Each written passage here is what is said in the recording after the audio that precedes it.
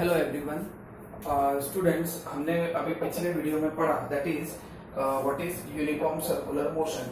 Uniform circular motion से related एक expression, उसका टाइम पीरियड, ठीक है, उसका वेलोसिटी, उसका फ्रीक्वेंसी, ये सारे पैरामीटर्स हम कैसे फाइंड आउट करते हैं ये मैंने आपको बताया।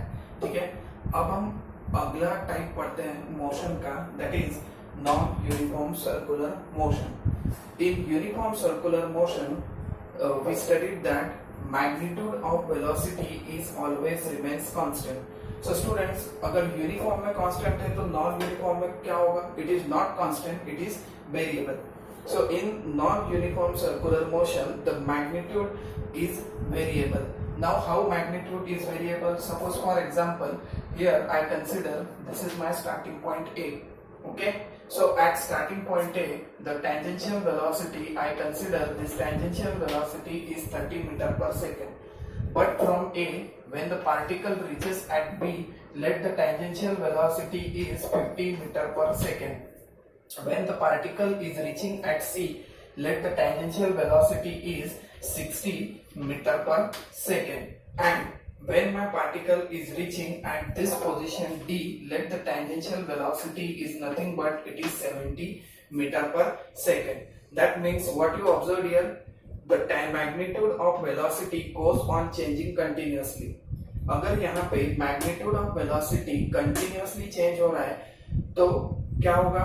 Angular velocity भी continuously change करेगा, तो इसी को हम कहते हैं non uniform circular motion. So let's define non-uniform circular motion. That is the motion of a particle along the circumference of a circle with variable angular speed is called non-UCM. Again I repeat, what is non-UCM? Non-uniform circular motion मतलब it is the motion of a particle. Non-uniform circular motion means it is the motion of a particle along the circumference of a circle with variable speed. और यही speed आपका UCM में कितना था? Constant था।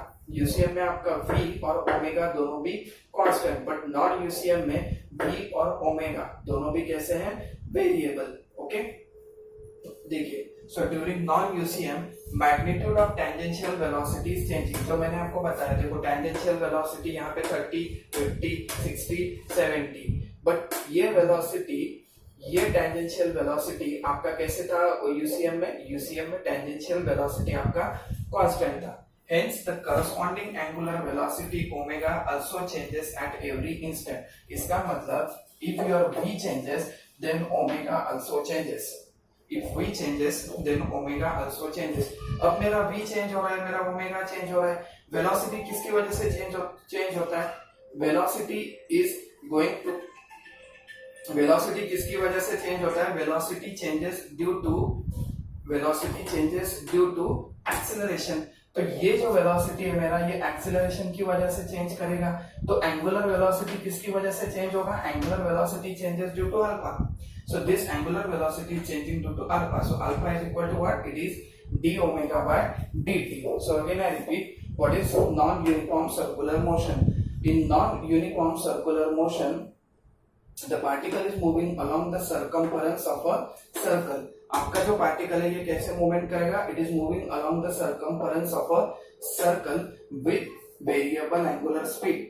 ये कैसे मूवमेंट करेगा? It is moving along the circumference of a circle with variable angular speed. मतलब यहाँ पे स्पीड कैसा है और ये टेंजेंशियल वेलोसिटी आपका कैसा है? ये वेरिएबल है, ये हर एक इंस्टेंट पे चेंज कर रहा है।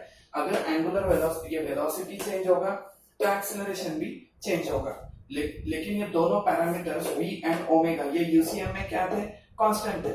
यूसीएम में कांस्टेंट थे, नॉन यूसीएम में कैसे है? दोनों भी वेरिएबल। तो ये दोनों किस तरह से चेंज हो रहा है? v चेंज होता है a की वजह से। So how omega is going to be change? Omega changes due to alpha. So we can say that what is alpha? Alpha is equal to d omega by dt. So students, in this way we cover there are two types of circular motion. पहला था uniform circular motion और ये है non uniform circular motion. I hope you get this point. Thank you.